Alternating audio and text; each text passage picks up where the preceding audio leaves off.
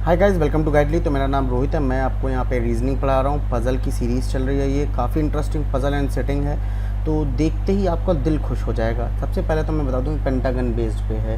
Pentagon मतलब होता है जिसकी 5 साइड्स हों, मतलब समझे कुछ इस तरीके से, ऐसे ऐसे और ऐसे और ऐसे। इसमें हमको सेटिंग करानी है 1 2 3 4 5 6 7 8 9 10।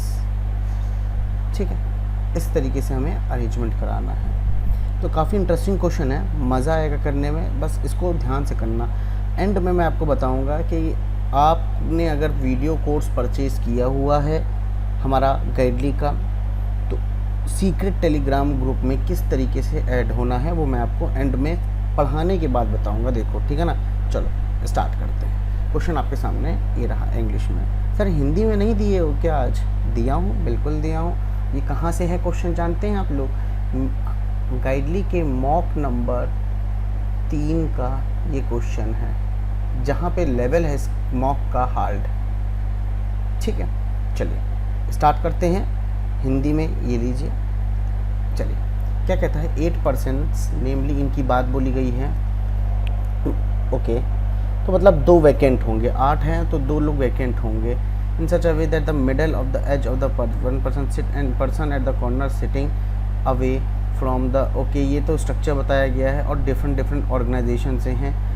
1 edge and 1 corner seat is vacant but none of the adjacent seat is vacant। ये बहुत इंपॉर्टेंट लाइन है, इसको मैं लिखूंगा नहीं, इसको मैं दिमाग में याद रखूंगा कि अच्छा, एक वैकेंट आपका एज पे होगा, एक वैकेंट आपका कॉर्नर पे होगा। बहुत से स्टूडेंट्स को डाउट होगा, एज को ये लोग क्या करते हैं, कॉर्नर कंसिडर कर लेते हैं। भाई नहीं, एज क्या हुआ जानते हैं? एज ये रहा, ये रहा, ये रहा। तो ये वाली जो भुजा है, ये वाला साइड देख रहे हो, ये साइड को एज बोलते हैं। कॉर्नर ये रहे, कॉर्नर ये रहे। क्लियर कर लो इस चीज़ को, बाद में मत कहना कि सर ये लिखा था, वो लिखा था, पता नहीं क्या क्या पूछते हो। ठीक है ना। चलो देखो क्या कहता है। अच्छा, दूसरी चीज़ एक और बात बता दें आप लोग को, बहुत इंपॉर्टेंट चीज़। एक कमेंट मैंने पढ़ा था कि ये टीचर तो खुद ही कंफ्यूज लग रहा है। अब आपको बताऊं, आप लोग को वो वाला टीचर मिल जाए ना कि ये भाई ये डायग्राम है, ये डायग्राम, ये यहाँ बैठेगा, यहाँ बैठेगा, यहाँ बैठेगा, यहाँ बैठेगा, यहाँ बैठेगा, डायग्राम खत्म, ये रहा आंसर। वो टीचर आपको बहुत अच्छा लगेगा। क्यों? क्योंकि भाई वो तो बहुत जल्दी बता दिया, और भाई गजब, कोई पॉसिबिलिटी भी नहीं इसके सॉल्यूशन में हुई, पर भाई वो तो रटा रटाया था। मैं रट के आऊँ, बता दूँ, चला जाऊँ, लेकिन क्या वो सक्सेसफुल होगी मेरी पढ़ाना आपको लिए? बताइए, नहीं होगी ना। मैं हर एक पॉसिबिलिटी को तुम लोग को लेके आ जाता हूँ, तो तुम लोग को लगता है कि सर खुद ही कंफ्यूज हैं। एकदम नेचुरल वे में तुमको पढ़ा रहा हूँ मैं यहाँ पे, कि एकदम लगे कि हाँ यार, एकदम एग्ज़ाम लेवल का, बिल्कुल मतलब ऑन द स्पॉट सोचना है, ऑन द स्पॉट सब कुछ करना है। तो वो तुम लोग को पेट में पच नहीं रहा है। हिंगोली खाओ, पचेगा। ठीक है, चलो देखो। G neither works in I G nor sits adjacent to E. तो क्लियरली यहाँ पे बोला है कि जी और ई एक दूसरे की एडजेसेंट में नहीं है, और जी जो है मेरा कहाँ नहीं काम कर रहा है, आई जी में नहीं काम कर रहा है। That is IPS guide. Okay, 1 person sits between C and the one who work in भेल। समझना यहाँ पे, सी यहाँ मैं 1 person करके भेल लिखूँगा। क्या इसके बीच में वैकेंट आ सकता है? बिल्कुल। सी 1 person, वैकेंट और भेल, तो अभी भी देखा जाए तो इसके बीच में तो 1 ही person बैठ रहा है ना। तो इसीलिए मैंने 1 person की जगह मैंने 1 गोला लगा दिया कि याद रखना यहाँ पे वैकेंट का भी कंसेप्ट लग सकता है। ठीक है ना। आगे देखते हैं। 2 person is between the one who work in HAL and E who work in SAL। अच्छा, HAL 2 person और E जो कि आपका SAIL में वर्क करता है। A who neither sits edge nor work in IG। कह रहा है कन्फर्म बात कि ए तो आपका कॉर्नर पे ही जाएगा और कोई ऑप्शन नहीं है, और ए जो है आपका कहाँ नहीं काम करता है, IG में नहीं काम करता है। ये भी चीज़ समझना यहाँ पे, ये भी समझना कि GE एक दूसरे के नेबर में नहीं है। जी के पास IG नहीं है, जी के पास IG नहीं है, ये भी समझना। नेगेटिव बातें बोली गई हैं। अच्छा, कह रहा कि A who neither sit H nor work in IG sits 3 places away from G. अब समझो यहाँ पे बहुत से स्टूडेंट्स को डाउट होता है सर यहाँ पे आपने वैकेंट को क्यों नहीं कंसिडर किया? जब ये बोला है 3 प्लेसेस अवे फ्रॉम जी, तो बीच में वैकेंट आ सकता है। अरे भाई समझो इस चीज़ को, क्या कह क्या रहा है और तुम सोच क्या रहे हो। ये कह रहा है, सुनो, ये कह रहा है इस तरीके से, मान लो सीट है तो ये बैठे हुए लोग हैं। अगर ए ये है, अगर ए ये है तो जो जी है वो 3 प्लेसेस अवे है, तो एक प्लेस, 2 प्लेस, 3 प्लेस जी आएगा। अब इसमें तुम वैकेंट रखो ना रखो, हमें क्या फ़र्क पड़ता है गाइज, हमें क्या फ़र्क पड़ता है। हमें यहाँ ये तो नहीं बोला है कि पर्सन की बात करता। तब ये मान लो ये एक चेयर है, यहाँ पे एक पर्सन बैठा है, ये वाली खाली चेयर है, तो एक पर्सन बैठा है ए और जी के बीच में। यहाँ ये चीज़ समझ रहे हो ना, जो डोला डोल हो रहा है, ये चीज़ समझ रहे हो यहाँ पे। तो ये चीज़ समझना कि यहाँ पे वैकेंट को कब कंसिडर करना है और कब कंसिडर नहीं करना है, ठीक है ना। अब इतनी चीज़ें तुमको एग्ज़ाम में एग्जामिनर को नहीं बताना है गुरु। ये तुम लोग कहते रहते हो ना कि सर इतना टाइम लग गया पजल को सॉल्व करने में। अरे तो भाई मैं इफ़ एंड बट्स भी तो बता रहा हूँ यहाँ पे, ये भी तो सोचो। चलो देखो क्या कह रहा है कि A who neither set H not work in I G sets 3 place away from G, that means to say that between A and G only 2 person will be, या 2 पोजीशंस कह सकता हूँ मैं करेक्ट वे में अगर समझूँ तो केवल 2 पोजीशंस रहेंगी। अच्छा, F who works in H A L, तो एच ए एल की बात की थी तो यहाँ पे एफ हो सकता है ना, तो इसको मॉडिफाई करके बता दे कि एफ और ई के बीच में 2 पर्सन है और ये एच ए एल में काम करता है। Sit second to the right of G, तो मतलब जी के सेकेंड राइट में एफ है। अब एक बात बताओ, फिर से यहाँ पे बच्चे कहते हैं सर आपने फिर क्यों नहीं वैकेंट को कंसिडर किया।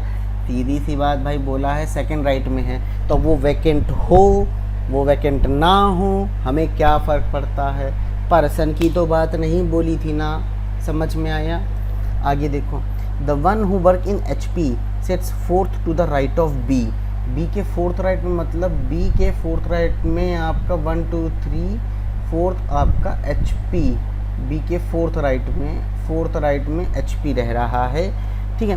Vacant seats is immediate to the one of the who work in ISRO and the one who work in ONGC, तो ये कह रहा है वैकेंट ये है मान लो, ठीक है। तो ये ONGC और इसरो का इमीडिएट नेबर है, ये दोनों एक्सचेंज कर सकते हैं अपनी पोजीशन। चलो ठीक है, आगे देखते हैं। नाइदर ई और F sits adjacent to vacant, तो भैया ये चीज़ इंपॉर्टेंट थी कि ई आपका वैकेंट के नेबर में नहीं है, एफ आपका वैकेंट के इमीडिएट नेबर में नहीं है, ठीक है। छोटी बात पर मोटी चीज़ें आपको यहाँ पे देखने को दिखेगी। देखते हैं आगे। The one who work in I G sets immediate right of E, तो कह रहा ई के इमीडिएट राइट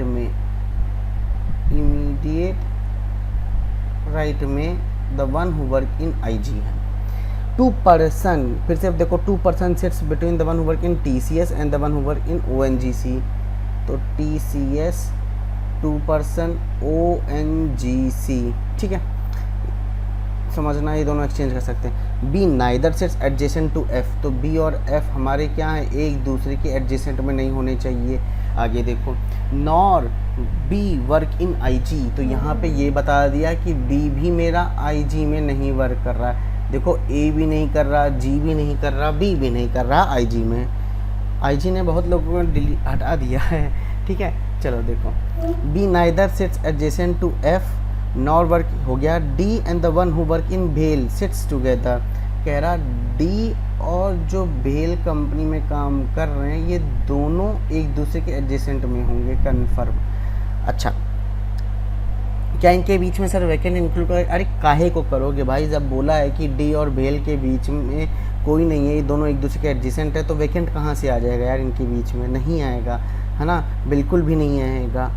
अच्छा, क्या कह रहा है, H neither work in TCS nor work in ONGC, तो एच आपका TCS में नहीं काम करता है, ना ही ONGC में काम करता है। यहाँ तक देखा जाए तो मेरी सिंबॉलिक नोटेशन वाली जो कहानी होती है वो यहाँ तक मैंने ख़त्म कर दी है, ठीक है। अब हम एक एक करके समझेंगे, डायग्राम बनाएंगे नीट एंड क्लीन, बहुत प्यारा डायग्राम बनाएंगे पेंटागन का, और उसके बाद हम हर एक एक चीज़ को, हर एक एक पॉइंट को यहाँ से देखते हुए, उठाते हुए, और हरी सर जितनी भी पॉसिबिलिटी सबको देखेंगे। ठीक है, चलो देखो, सबसे पहले क्या बोला है, ए जो है मेरा कॉर्नर पे है, तो मैंने ए को किसी भी एक कॉर्नर पे फिक्स कर दिया। मैंने मान लो यहाँ पे फिक्स कर दिया ए को कॉर्नर पे, दोनों डायग्राम में। चाहूँ तो मैं दोनों साइमल्टेनियसली लेके चलूँ, या फिर मैं अभी एक पे फोकस करूँ, क्योंकि मेरा मकसद है आपको समझाना, ठीक है ना। तो मैं एक पे फोकस करूँगा, फिर सेकंड टाइम इस पे कर लूँगा। ए यहाँ बैठ गया मेरा फिक्स, ठीक है। ए और जी के बीच में मुझे दो पोजीशंस का रखना था फंडा। अब इसमें वैकेंट वाला अभी मत जोड़ देना, वैकेंट वाला कंसेप्ट ऑलरेडी मैंने बता रखा है कि यहाँ पे वैकेंट क्यों नहीं होगा और क्यों कब होगा। तो ए 1 2 देख के हमने जी को यहाँ लिख दिया, ठीक है। जी से हमें पता था कि जी के सेकंड राइट में एफ को लिखना है। जी के सेकंड राइट में एफ को, मतलब मेरा कंफर्म एफ ये होगा, और एफ मेरा HAL से है, ठीक है। अब हम यहाँ पे ई को बैठाना शुरू करेंगे with keeping this point in mind that there may be a vacant position between F and E. Okay, so clockwise और एंटी क्लॉकवाइज दोनों तरीके से सोचते हुए चलेंगे हम लोग। इतना तो पता चल जाएगा कि ये वैकेंट नहीं होने वाला ये वाली position. Reason is that F and vacant are not immediate neighbor, so there must be a one person here, so one person, second person, और यहाँ पे ई आ जाता, क्लियर, और यहाँ पे ई आ जाता। पर जैसे ही मैं ये सोचूंगा ऐसा, यार अगर ऐसा हो रहा है तो एक बात बताइए, जी और ई एक दूसरे के वैकेंट में हो, इमीडिएट नेबर में हो सकते थे? नहीं सर, एक काम करो ना आप, सर एक काम करो, यहाँ पे वैकेंट लिख दो ना, और फिर ई यहाँ लिख दो ना।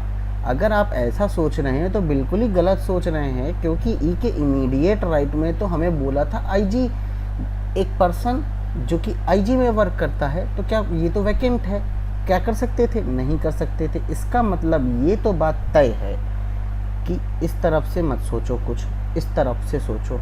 तो यहाँ कोई ना कोई पर्सन होगा, क्योंकि ये वैकेंट नहीं हो सकता, एफ के इमीडिएट नेबर में वैकेंट नहीं होना, यहाँ कोई ना कोई पर्सन होगा। दूसरी चीज़, यहाँ कोई ना कोई पर्सन, ये क्या हो सकता है, ये कोई दो वैकेंट तो हो नहीं सकते एक साथ कि ये वैकेंट हो, मतलब कि ये यहाँ एक पर्सन हो गया, ये वैकेंट मान लेता हूँ, चलो ठीक है, यहाँ एक पर्सन मान लिया और ये वैकेंट मान लिया, और यहाँ एक पर्सन मान लिया, तो दो पर्सन हो गए एफ और ई के बीच में, हो गए कि नहीं हो गए? तो ई के इमीडिएट राइट में यहाँ आता ए के पास आईजी, पर बोला है कि ए आईजी हो नहीं सकता है। अच्छा सर, ये तो हमने सोचा इस तरीके से, हम एक और चीज़ तो सोच सकते थे सर, एफ ये रखा, एक पर्सन ये रखा, दो पर्सन ये रखा, ये हो सकता था कि नहीं हो सकता था? और यहाँ पे ई हम सोचे होते, तब हम उस केस में क्या करते? तब उस केस में ये वाला होता आईजी, क्योंकि इमीडिएट राइट में। समझते जाना यहाँ पे बहुत ध्यान से, बार बार बोल रहा हूँ, यहाँ पे चीज़ों को समझते हुए चलना, ठीक है ना। तब ये हो जाता आईजी। अच्छा, दूसरी केस में अब क्या हो सकता था यहाँ पे कि अगर हमने ऐसा किया तो ई के इमीडिएट राइट में हमने आईजी लिख दिया, सही है, और एफ और ई के बीच में दो पर्सन भी आ गए मेरे, ये भी मेरा बिल्कुल सही जा। तो ई किस कंपनी से था? ई सेल से था, SAIL, ये हमने सोचा, ठीक है। अब मुझे इतना मालूम है कि आपका एक वैकेंट आपका एच पे आना है और एक वैकेंट आपका किस पे आना है? कॉर्नर पे आना है। तो अगर किसी कॉर्नर की बात करें तो ये कॉर्नर, ये कॉर्नर, ये कॉर्नर तो वैकेंट नहीं हो सकते, ये भी वैकेंट नहीं हो सकता। कंफर्म है कि ये वाला तो मेरा वैकेंट हो जाएगा, ये मेरा वैकेंट पोजीशन हो जाएगी। दूसरा वैकेंट मेरा एज पे आना है, मतलब साइड पे आना है। तो अब मतलब ये वैकेंट होगा कि ये वैकेंट होगा, ये भी नहीं मालूम अभी हमको, ठीक है ना, कौन सा वैकेंट होगा। कोई बात नहीं, देखते हैं कि क्या कुछ हो सकता है और क्या नहीं। ये बात तो पक्का हो गई कि ये वैकेंट नहीं होगा। रीज़न, क्योंकि दो वैकेंट एक साथ नहीं हो सकते। None of the adjacent seat is vacant, मतलब वैकेंट ये हो जाएगा मजबूरी में। और ये बात बोली कि ई और वैकेंट आपका क्या है, नहीं होने चाहिए। समझ रहे हो चीज़ों को? यहाँ पे ये तो यहाँ हो रहा है इस तरीके से, इसका मतलब मेरा गड़बड़ जा रहा है ये डायग्राम। मतलब कि मेरा ये वैकेंट नहीं होगा, ये मेरा ई और सेल नहीं होगा, और यहाँ पे ये जो मैंने सोचा वो बिल्कुल गलत हो जाएगा, आईजी भी नहीं होगी यहाँ पे। और क्या चीज़ें और क्या कॉम्बिनेशन सोचते थे, यहाँ कोई ना कोई पर्सन तो होगा ही होगा, ये मत सोचना कि ये वैकेंट होगा, यहाँ कोई ना कोई पर्सन होगा। बाकी हर एक कॉम्बिनेशन मैंने ट्राई कर लिया। इसका मतलब ये तो बात फिक्स हो चुकी कि ए के साथ जो तुमने जी यहाँ लिखा ये मेरा गलत है। अब ए के साथ जी हम इस तरफ लिख के देखेंगे, है ना, हर एक की कॉम्बिनेशन मैंने बताया ना आपको। चलो ठीक, ए तो यहीं पे रहने दो भैया। ए के साथ 1 2 का गैप देके जी ये हो जाएगा, 1 2 का गैप देके जी ये हो जाएगा, ठीक है, जी ये हो जाएगा। आगे देखो, इस चीज़ को समझो यहाँ पे कि अगर जी ये है तो जी के सेकेंड राइट में एफ को लिखना है, तो जी का सेकेंड राइट एफ तो ये हो जाएगा, और एफ कहाँ से था, HAL से था, HAL से था। अब हमें एफ और ई को बैठाना है, तो मुझे इतना तो मालूम है कि ये वाला पर्सन क्या होगा, ये वाला पर्सन क्या होगा बताना। ये पर्सन होगा मेरा क्या, ये पर्सन होगा, कोई ना कोई तो पर्सन होगा, क्योंकि ये वैकेंट नहीं हो सकता। सर यहाँ हम वैकेंट मान ले और यहाँ हम ई को लिख दे, तो भाई यहाँ बताओ ई के इमीडिएट राइट में आईजी होना था, पर ई के इमीडिएट राइट में तो वैकेंट आता, इसलिए ये वाली कंडीशन हम नहीं मान सकते हैं। तो मतलब हमने ई को यहाँ लिख सकते हैं सर, लेकिन अगर आप ई को यहाँ लिखोगे तो जी और ई एक दूसरे के नेबर में हो जाएंगे। तो पर ये बात बोली थी कि जी और ई एक दूसरे के नेबर में नहीं है, बात को समझ रहे हो यहाँ पे। तो यहाँ से तो इस तरीके से हम नहीं बैठा सकते ई को, लेकिन इस तरफ से बैठाते हैं, देखते हैं। एफ ये रहा, एक पर्सन ये रहा, मैं कहता हूँ सर ये वैकेंट मानो, या फिर यहाँ एक पर्सन मानता हूँ, यहाँ पे एक पर्सन है कोई ना कोई, तो 2 पर्सन हो गए आपके। ये वैकेंट मान के मैं ई को यहाँ लिख सकता हूँ, ऐसा भी हो सकता है, या फिर ये मैं ये भी मान लूँ कि ई ये है, अब ई ये है, अब ई ये है, तो ई के इमीडिएट राइट में आईजी वाला आएगा, मतलब आईजी के इमीडिएट राइट वाला आईजी कहाँ जाएगा, आईजी यहाँ आ जाएगा, क्योंकि ये फेसिंग आउटसाइड है, तो ई का इमीडिएट राइट तो क्लॉकवाइज ही जाएगा ना, समझ रहे हो चीज़ों को। ई के इमीडिएट राइट में ही तो जाएगा, मतलब ये आईजी और वो भी क्लॉकवाइज में ही जाएगा। अच्छा सर ये चीज़ हम सोच सकते थे इस तरीके से। अच्छा आगे देखते, अभी सारे कॉम्बिनेशन समझेंगे, घबराओ नहीं। अच्छा एक बात बताओ, ये वैकेंट होगा क्या, बिल्कुल भी नहीं, ये वैकेंट नहीं होगा। अब एक बात बताइए, यही पोजीशंस बचती हैं वैकेंट के लिए कि नहीं बचती है। सर ये क्यों नहीं वैकेंट हो सकता, क्योंकि भाई वैकेंट और ई एक दूसरे के नेबर में नहीं है ना, बात तो। और क्या यही पोजीशन बन गया, मुझे 2 वैकेंट को रखना है, और ये बात भी बोली गई none of the adjacent seat is vacant. तो ये पॉसिबल है क्या, ये सोचते हुए, दिमाग में ये रखते हुए कि कोई एक एज तो वैकेंट होगी ही होगी, मतलब एक यही एज बच रही है। अगर हमने ये वैकेंट रखा तो वैकेंट हम दोबारा यहाँ नहीं लिख सकते, क्योंकि एडजेसेंट में हो जाएगा ना भाई। तो मतलब क्या हो गया, गलत हो गया ना, गलत हो गया। इसका मतलब सर एक और पॉसिबिलिटी हम सोच सकते हैं कि ये रहा एफ, ये रहा ए, यहाँ रहा एक वैकेंट, सॉरी एक पर्सन, ये मैंने माना वैकेंट, और यहाँ माना मैंने ई, और आईजी किधर चला जाएगा, इधर चला जाएगा। अब तो और भी नहीं लिख सकते हो तुम, हाँ, अब तो तुम और वैकेंट को नहीं फिक्स कर पाओगे, ना तो यहाँ वैकेंट होगा, ना तो यहाँ होगा, क्योंकि यहाँ कोई ना कोई पर्सन बैठा हुआ है, क्योंकि एफ और ई के बीच में 2 पर्सन, एक पर्सन 2 पर्सन ये हो गए, एक वैकेंट ये हो गया आपका कॉर्नर पे। हाँ एक चीज़ समझ में आ रहा है कि हाँ सर ये तो वैकेंट हो सकता था ना, ये तो वैकेंट, एक कॉर्नर एक एज मेरा बन गया है। अधिकतर तो देखो बच्चों ने यही किया है, ई आई जी वैकेंट। अब हमें थोड़ा और सोचना पड़ेगा कि क्या क्या चीज़ें हो सकती थी। चलो 2 वैकेंट को होने थे, मैंने दोनों वैकेंट डाल दिए, कोई दिक्कत की बात नहीं है यहाँ पे। अच्छा आगे सोचते हैं कि और क्या चीज़, ई और एफ के बीच में 2 पर्सन थे, डाल दिए, ये सेल से है, SAIL सेल से है, ठीक है। और क्या हो सकता था, हाँ थोड़ा बत्ती जलाओ दिमाग की, ई और वैकेंट क्या कभी एक दूसरे के एडजस्टमेंट में हो सकते थे, ये सारे पॉइंट्स यहाँ दिए हुए हैं देखो। तो इसका मतलब अब ये मत सोचना अरे सारी गुरुजी ही हमारे कंफ्यूज हो गए, अरे भाई मैं मिस्टेक कर रहा हूँ तो दिखा भी रहा हूँ कि भाई ये चीज़ गलत हो रही है, यहाँ पे ये चीज़ गलत हो रही है, एकदम स्टूडेंट के पर्सपेक्टिव से मैं सॉल्व कर रहा हूँ। देखो ई और वैकेंट आपके नेबर में नहीं हो सकते, इसका मतलब ये हो गया कि भैया कुछ तो गड़बड़ कर रहे हो, कुछ तो गड़बड़ कर रहे हो। अब वो गड़बड़ क्या है उसको समझना हमारा काम है। गड़बड़ ये है कि तुमने जो F को लिखा है वो तो बिल्कुल सही लिखा है, थोड़ा E को जो तुम लिख रहे हो वो गड़बड़ा रहे हो। मतलब ये जो तुम पर्सन मान रहे हो ये पर्सन नहीं, यहाँ पे वैकेंट होगा, ये बात तो तय है। तो चलो बनाते हैं इसी के बेसिस पे पूरा सेट बनाते हैं ना, ठीक है यार। ये तो बिल्कुल सही है। मतलब ये अगर हमने वैकेंट कह दिया कि ये वैकेंट है, तो ये रहा कोई पर्सन, कोई कंफर्म होगा क्योंकि वैकेंट तो एडजेसेंट में हो नहीं सकते, तो यहाँ कोई ना कोई तो पर्सन होगा ही होगा, मुझे नहीं मालूम कौन सा पर्सन। कंफर्म फिर ई ये हो जाएगा, और ई के बाद इमीडिएट राइट में आई जी। अब दूसरा वैकेंट कहाँ जाएगा भाई? एक तो एज पे हो गया, दूसरा वैकेंट कॉर्नर पे जाएगा जो कि आपका यही बचता है और कोई नहीं बचता। ठीक है, ये है पूरी कहानी यहाँ तक की, ये है पूरी कहानी यहाँ तक की। ठीक है, दोनों वैकेंट आपके हो गए हैं। तो अब क्वेश्चन में कुछ दम नहीं रहा, अब सीधे सेटिंग करानी है, जितने पॉइंट्स दिए उनको ध्यान में रखते हुए कुछ बातों को, ठीक है ना। तो देखा जाए, चलो। ई किससे था? ई सेल से था, SAIL, है ना। और क्या हो सकता था भाई? और आपका किसी और की कंपनी पता चल रही है तो देख लेता हूँ मैं, और कोई कंपनी तो पता चल नहीं रही है मुझको। चलो बी को देखते हैं। अब बी और HP के बाद में बात करते हैं। बी को देखेंगे तो बी तो भाई यहाँ नहीं आ सकता ना, कंफर्म बी यहाँ नहीं आएगा। अगर बी यहाँ होता तो बी के फोर्थ राइट में HP, 1 2 3 4 HP नहीं आ सकता, तो बी यहाँ पे भी नहीं आएगा। बी यहाँ सोचते हो तो 1 2 3 4 HP A हो सकता था, अगर बी IG होता तो 1 2 3 4। अच्छा, एक पॉसिबिलिटी बन रही है ये वाली, कोई बात नहीं। लेकिन ये बात बताओ, बी हमारा IG हो सकता है क्या? नहीं हो सकता ना, ये बात बोली गई थी। अभी मैक्सिमम बच्चा देखना इसी पे ऐसे भी करेगा, यहाँ पे बी लिख के एक डायग्राम बनाने लग जाएगा।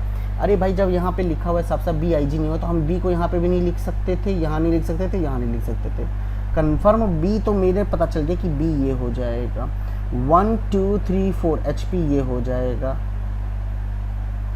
समझ में आ रहा है कि नहीं आ रहा है? चीज़ों को देख रहे हो कि क्या हो क्या रहा है यार यहाँ पे? हाँ, समझ में आ रहा?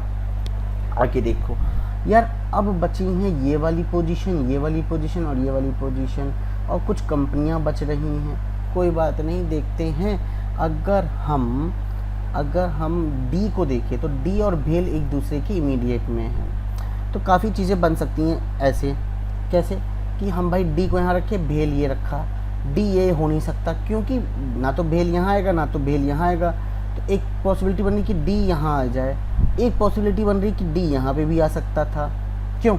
ये दो पॉसिबिलिटी बन रही। तो सबसे पहले एक पॉसिबिलिटी समझते हैं कि डी को यहाँ रखते हैं, हमने डी को यहाँ रखा, ठीक। डी को, ये पॉसिबिलिटी चल रही है, तो भेल ये हो जाएगा, ये जी हो जाएगा भेल से, क्योंकि डी और भेल एक दूसरे के इमीडिएट में है। ये देखो ये वाला पॉइंट आगे समझ में आ रहा है कि अच्छा ओके। एक और पॉइंट समझो यहाँ पे ध्यान से। बोला ये था कि किसी एक वैकेंट के दोनों नेबर में ONGC और इसरो हैं, तो इस वाले वैकेंट से तो नहीं हो सकता, इस वाले से ही होगा। तो ONGC ये होगा कि ये होगा, ये भी नहीं मालूम है। तो पहले एक काम करो, ONGC को यहाँ लिखता हूँ मैं सबसे पहले, और ONGC से रिलेटेड पॉइंट था, ONGC और TCS में 2 पर्सन है, तो 1% 2% करके TCS नहीं लिख सकते, 1% 2% TCS नहीं लिख सकते, 1% 2% TCS ये हो जाएगा, ठीक। फिर दिमाग में एक बत्ती और जलेगी कि H बचता है आपका 1%, H बच रहा है 1%, H TCS तो होगा नहीं, H होगा नहीं TCS, IG तो हो सकता था, क्यों? IG से हो सकता था, ठीक है, ये भी होगा। लेकिन एक बात बताओ, भेल को लिखते ही मुझे ये ध्यान होना चाहिए कि C और भेल के बीच में 1% है, भेल 1% C नहीं लिख पाएंगे, भेल 1% यहाँ से C हो जाएगा। अब जैसे ही ये C लिखेंगे, कंफर्म हम लिख देंगे कि H यहाँ आएगा, और H कभी TCS नहीं होगा। इस पॉइंट से ये पता चल रहा है, इसका मतलब कि कुछ तो गड़बड़ किए हो भाई। ये C तो फिक्स हो गया यहाँ पे CIG में, इस भेल के अकॉर्डिंग, क्योंकि ये वाले पॉइंट से मतलब ONGC ये नहीं होगा ना, ONGC ये नहीं होगा, ONGC ये मान के चलते हैं, चलो ONGC और इसरो ये, क्योंकि ये दोनों ये वाले पॉइंट्स के अकॉर्डिंग। तो 1 2 करके TCS नहीं लिख पाओगे, 1 2 करके TCS नहीं लिख पाओगे, तो ये लो ONGC तो यहाँ पे भी नहीं है।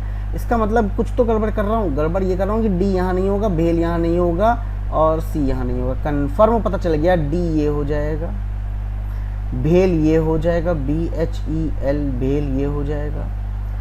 अब समझना यहाँ पे ध्यान से, भेल 1% C नहीं आएगा, 1% करके G आपका 1% करके C ये हो जाएगा। हो गया कि नहीं हो गया? अच्छा, ONGC करके 1% 2% TCS ये हो सकता है कि नहीं? ONGC करके 1% 2% TCS तो होगा नहीं। ONGC करके 1% 2% यहाँ पे आता ना ONGC, भेल की जगह हो नहीं सकता, मतलब ONGC ये नहीं होगा, ONGC ये हो जाएगा, इसरो ये हो जाएगा। अच्छा, ONGC 1% 2% TCS ये हो जाएगा। और क्या बच रहा है भाई? कोई और चीज़ें बच रही है? हाँ, 1% बच रहा है आपका, दैट इज़ कौन सा है? A हो गया है, B हो गया है, C हो गया है, D हो गया है, E हो गया, F हो गया, G हो गया, H बच रहा है भैया, H आपका भेल से हो जाएगा, जो कि इस साइड में बैठा है। ठीक है, तो ये आपका फाइनल अरेंजमेंट है। इसके बेसिस पे कुछ क्वेश्चन से डिस्कस कर लेते हैं। देखो मज़ा आया कि नहीं आया क्वेश्चन में? आया कि नहीं आया? आया ना? अच्छा, एक और चीज़, अब क्वेश्चन को बनाओ, आराम से बना लोगे ना? मैं चाहता हूँ कमेंट करो, मैं देखना चाहता हूँ कि यहाँ तक कितने बच्चे पहुँचे हैं, मैं ये देखना चाहता हूँ, ठीक है ना? तो काफ़ी मज़ा आएगा यहाँ पे। अब हम लोग किसकी बात कर लेते हैं, थोड़ा सा वीडियो कोर्स की बात कर ले आ जाए कि नहीं कर लिया जाए, ठीक है ना? तो वीडियो कोर्स में अगर हम बात करें तो एक नंबर मैं आपको यहाँ पे दे रहा हूँ, अगर आपने परचेज़ किया हुआ है तो। अगर आपने परचेज़ किया है तो मैं आपको एक नंबर दे रहा हूँ, यहाँ पे आप इस नंबर को नोट करिए, 9003786960। इस नंबर पे आप अपने टेलीग्राम से मैसेज करिए कि सर ये रहा स्क्रीनशॉट, मैंने परचेज़ किया, मुझे सीक्रेट टेलीग्राम ग्रुप में आप ऐड कर दीजिए, आप ऐड हो जाओगे। अदरवाइज़ आप अपनी डिटेल मुझे rohit@ibpsguide.com पर मुझे मेल करिए, मैं आपको ऐड कर दूंगा, ठीक है ना? तो आपको पैकेज पता है 1499 का पूरा पैकेज है, जिसमें आपको अभी फोकस किया जा रहा है सिर्फ मेंस के कंटेंट पे, और आप एक बार लेके देखिए, आप निराश नहीं होंगे। कंटेंट आप बहुत अच्छा पाने वाले हो, बहुत ही अच्छा, मतलब एक फर्स्ट क्लास का कंटेंट आपको वहाँ मिल रहा है ना? सीक्रेट टेलीग्राम में आपको प्रैक्टिस के लिए PDF भी शेयर की जा रही हैं, ठीक है?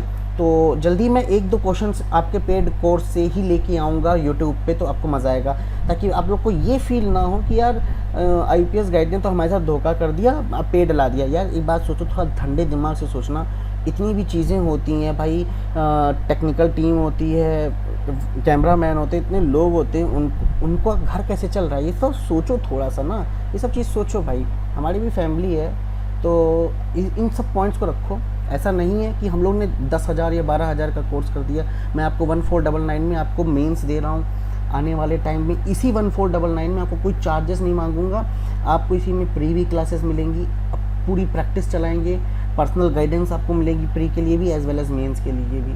तो बस समझो इस चीज़ों को, ठीक है ना? चलो टाटा बाय बाय, और कोई भी डाउट हो इस क्वेश्चन में ज़रूर कमेंट करके पूछना।